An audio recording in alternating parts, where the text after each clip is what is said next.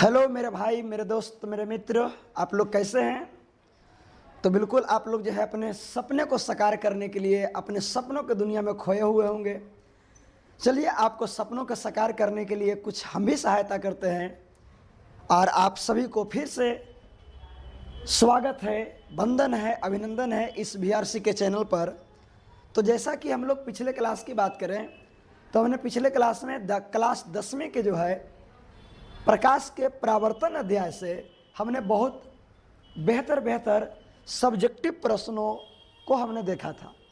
आज हम लोग जो है प्रकाश के परावर्तन से संबंधित आज उससे महत्वपूर्ण जो आपका ऑब्जेक्टिव जो क्वेश्चन बनता है उस ऑब्जेक्टिव क्वेश्चन को हम लोग देखेंगे।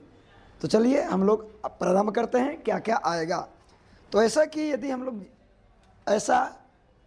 जो है ऑफलाइन में बहुत सारे उसका देखे हैं, बट हम लोग जो है वैसे सवालों का ही देखेंगे जो आपके एग्जामिनेशन के लिए बहुत इंपॉर्टेंट है और बहुत ज़रूरी है। और हूबहू सवाल चाहे तो हूबहू आ जाते हैं और नहीं तो इससे मिलते जुलते सवाल आपसे आते हैं।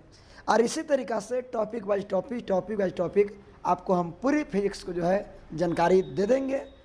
तो चलिए हम लोग देखते हैं आज की क्लास में क्या रखा हुआ है और क्या हम लोग देखेंगे। तो ये आज के आपके क्लास का पहला सवाल रहा। ये आपके सवाल पहला है, प्रकाश एक प्रकार का है। बहुत बढ़िया सवाल और बहुत इंपॉर्टेंट सवाल है। प्रकाश एक प्रकार का क्या है? तो प्रकाश एक प्रकार का ध्वनि तरंग है, विद्युत चुंबकीय तरंग है, कि दोनों है, कि इनमें से कोई नहीं है। तो आपको जानकारी दे दें कि ध्वनि तरंग हम लोग उसको बोलते हैं जिसकी वजह से हम जब कुछ बता रहे हैं तो आप सुन रहे हैं, अर्थात आवाज़ को हम लोग ध्वनि तरंग बोलते हैं। तो ध्वनि तरंग तो नहीं है, ध्वनि तरंग नहीं है। और जब ध्वनि तरंग ना है तो इसका मतलब कि सी भी नहीं होगा। अब क्या है कि जी कैसे? तो सी में क्या लिखा हुआ है कि ए और बी, और जब ए ही नहीं हुआ तो सी नहीं होगा। और जब आप एग्जामिनेशन हॉल में बैठते हैं तो आप कितना जानते हैं, कितनी आपके पास जानकारी है, इस बात पर सफलता निर्भर नहीं करती है। इस बात पर सफलता निर्भर करती है कि आप एग्जामिनेशन हॉल में कितना स्थिर हैं, कितना आप अपनी कपार से काम ले रहे हैं, इस बात पर डिपेंड करता है। और ये स्मार्ट सोच है कि यदि हम एक काट दिए इसका मतलब कि सी नहीं होगा, और जब सी नहीं होगा इसका अर्थ निकलता है कि मेरा सवाल का जो जवाब है अब बी और डी में ही छिपा हुआ है। तो डी को तो हम चेक अभी नहीं करेंगे, हम बी को चेक करेंगे। कहा है कि बी को हम चेक कर लिए और आ जाती है तो ठीक, और नहीं तो फिर डी मारेंगे।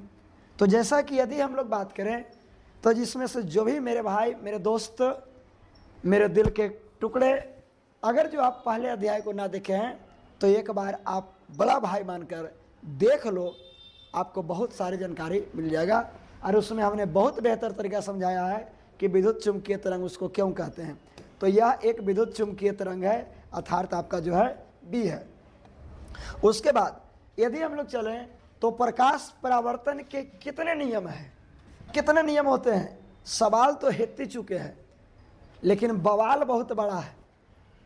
बहुत अच्छे एग्जामिनेशनों में ये पूछ देता है कि प्रकाश परावर्तन के कितने नियम होते हैं। और नॉर्मल लड़का नहीं, जो औसतन अनुपात वाला है वो सही मार देता है। जो ज़्यादा एडवांस है ना, गलती उसी से हो जाती है। सोचने लगता है बढ़ गया होगा तो कोई दिक्कत नहीं, बढ़ल भी दिल रहेगा। सोचने लगता है कि घट गया होगा तो घटल भी दिल रहेगा। लेकिन ऐसा नहीं होता है, वो फिक्स है कि प्रकाश परावर्तन के कितने नियम होते हैं। तो प्रकाश परावर्तन के 2 नियम होते हैं, है ना। उसके बाद हम लोग बात करें तो लिखा है गोलीय दर्पण के फोकसांतर एवं वक्रता त्रिज्या में संबंध क्या है। यानी जो गोलीय दर्पण होते हैं उसके वक्रता त्रिज्या और फोकस दूरी में संबंध होता है।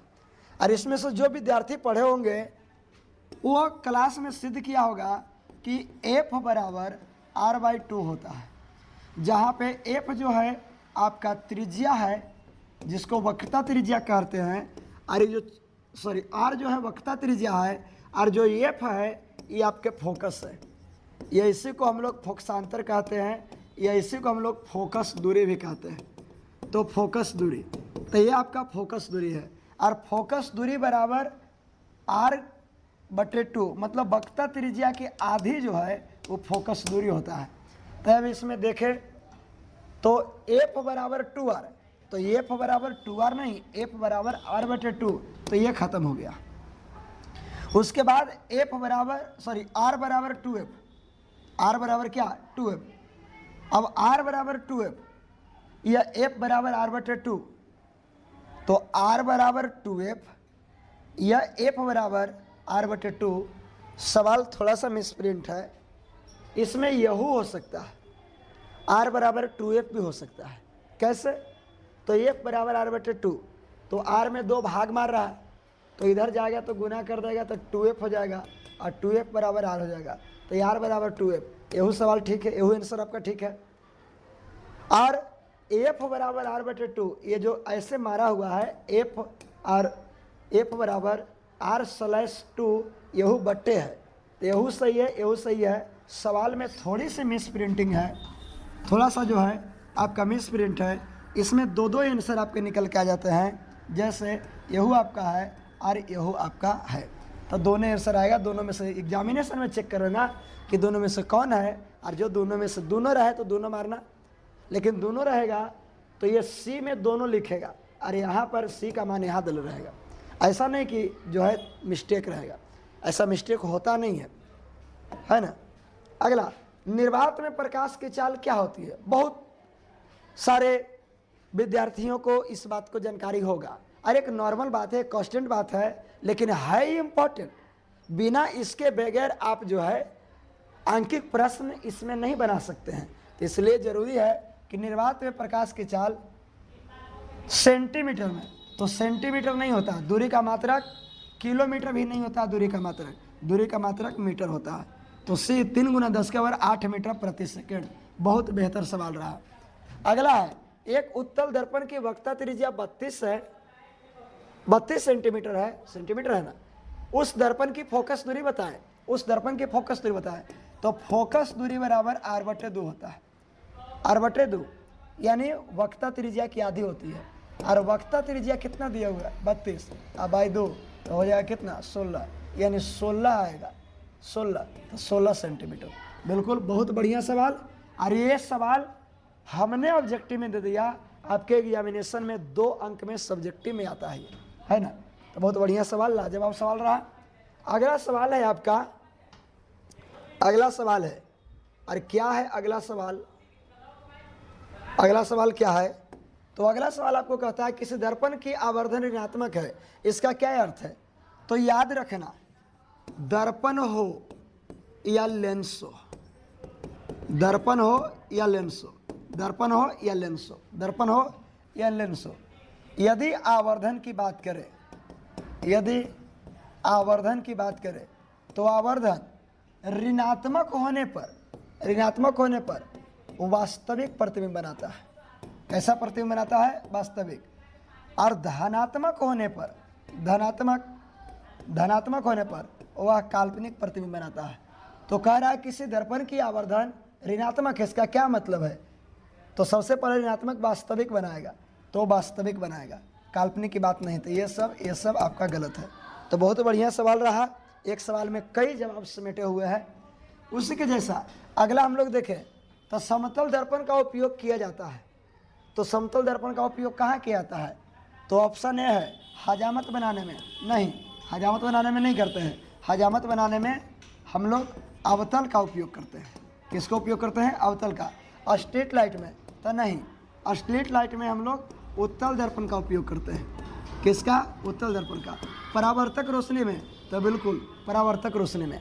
परावर्तक रोशनी का मतलब हो गया कि जैसे लाइट को दर्पण के द्वारा कहीं को भेजना है, लाइट जैसे शीशा आपने, आईना आपने चमकाया होगा कि धूप निकल जाती है, आपने इसको चमकाते हैं, तो जो लाइट जो भेज रहे हैं, प्रकाश जो भेज रहे हैं, इसी को परावर्तन बोल रहे हैं।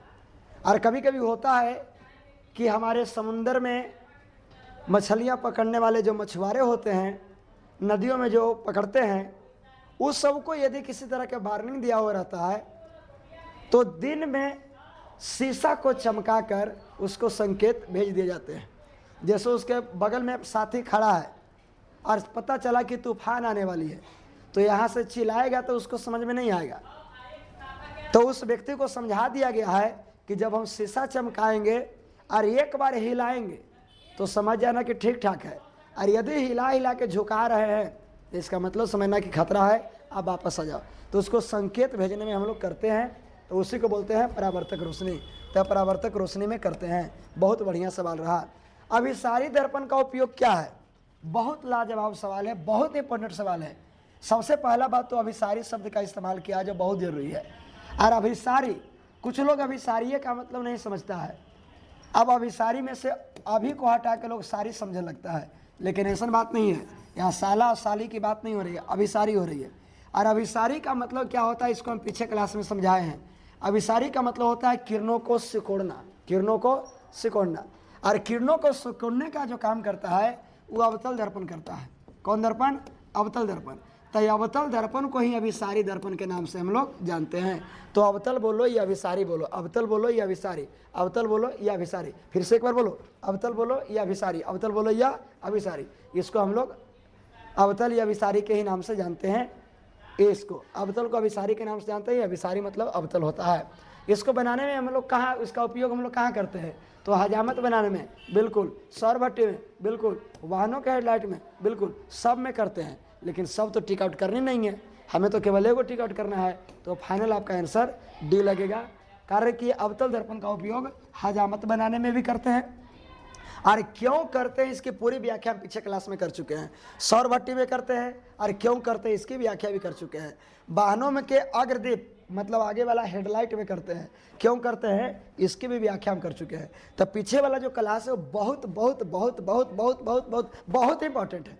आप एक बार देखो तो बहुत सारी जानकारी आपको मिल जाएगा, लेकिन ऊपर ऊपर भागित रहेंगे तो उसका कोई मतलब नहीं है। अगला है अपसारी। और अपसारी मतलब होता है फैलाना। अपसारी मतलब फैलाना। अ को हटा देंगे तो हो जाएगा पसारी। और पसारी का मतलब हमने बहुत बेहतर तरीका समझाए थे कि फैला देना। तो यह होता है पसारी, है ना, जिसको फैलाना कहते हैं। और फैलाने का काम करता है उत्तल, फैलाने का काम करता है उत्तल। तो चाहे तो उत्तल दर्पण बोलिए या अपसारी दर्पण बोलिए, दोनों का दोनों सेम ही है। और इसका उपयोग हम लोग स्ट्रीट लाइट में भी करते हैं, साइड मिरर में भी करते हैं, और शोरूम में भी करते हैं। बिल्कुल मेरा आंसर डी है।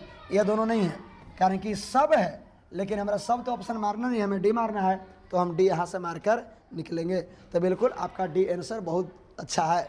और यदि किसी को मन में आता है कि जी स्ट्रीट लाइट क्या होता है, स्ट्रीट लाइट कहते किसको है, वो वहाँ पे कैसे प्रयोग करते हैं और क्यों प्रयोग करते हैं, यानी स्ट्रीट लाइट और उत्तल दर्पण से के बीच में कोई भी संबंध आपके मन में जागता है, तो सारे संबंधों की व्याख्या हमने पिछले क्लास में ऑलरेडी कर रखे हैं। आप वहाँ से देख सकते हैं, इतना तो कर सकते हो ना। तो बिल्कुल वहाँ से हम लोग करते हैं। तो इसमें सब में करते हैं, यार हम लोग का आंसर आ जाएगा डी। उसके बाद अगला हम लोग देखें तो उत्तल दर्पण की फोकस दूरी क्या होती है। तो उत्तल दर्पण याद रखना, उत्तल पर उत्तल दर्पण, तो उत्तल में उत्तल याद नहीं रखना, दोनों रखना। अगर जो उत्तल दर्पण की फोकस दूरी पता करें, उत्तल दर्पण की फोकस दूरी, तो उत्तल दर्पण की फोकस दूरी जो है उत्तल दर्पण की फोकस दूरी धनात्मक होती है। और यदि हम लोग अवतल की बात करें, किसकी बात करें, अवतल दर्पण की, तो अवतल दर्पण की फोकस दूरी के छोटा एफ से लिखते हैं। तो छोटा एफ जो है माइनस होता है। तो अवतल दर्पण के माइनस होता है और उत्तल दर्पण के प्लस होता है। तो buy one get one three था, buy one get one three बहुत ही बेहतर सवाल था। एक सवाल था लेकिन कई गुण थे। तो आप बोल रहा है धनात्मक, तो धनात्मक ही होता है, क्या कि ऋणात्मक होता है अवतल का, तो बिल्कुल धनात्मक ही होता है। तो बिल्कुल आपने इस बात को समझा। और यकीन मानो बहुत हमने चुनिंदे सवालों का कलेक्शन किया, बहुत चुनिंदे सवालों का किया। और आपने देखा कि एक सवाल है, भले ही 10 सवाल आपको दिख रहा होगा, लेकिन प्रत्येक 2-3 सवाल आपको लेकर आया। और एक की व्याख्या करने में 2 का हमने व्याख्या किया। तो 10 या 30 सवाल हो गए, या 20 सवाल या 25 सवाल हो गए, लेकिन आपके मन में बैठा कितना, 10 ही। तो कम बैठा के ज़्यादा सीखें, यही जरूरी है आपके लिए अभी के तौर पर। तो बिल्कुल आप सभी को बेहतर लगा होगा, समझ में आया होगा। तो जो भी मेरे नए भाई बंधु ब्रदर, जो भी हमारे दिल के टुकड़े हैं, वो सब जो है आप लाइक कर देंगे, चैनल को सब्सक्राइब कर देंगे, ताकि आने वाले वीडियो का आपके पास नोटिफिकेशन मिले। और इसी तरह के बहुत इंपॉर्टेंट आपके लिए क्लास हम लेकर प्रतिदिन आते हैं। तो चलिए आज इस क्लास को इतना ही छोड़ते हैं। सभी को जय हिंद।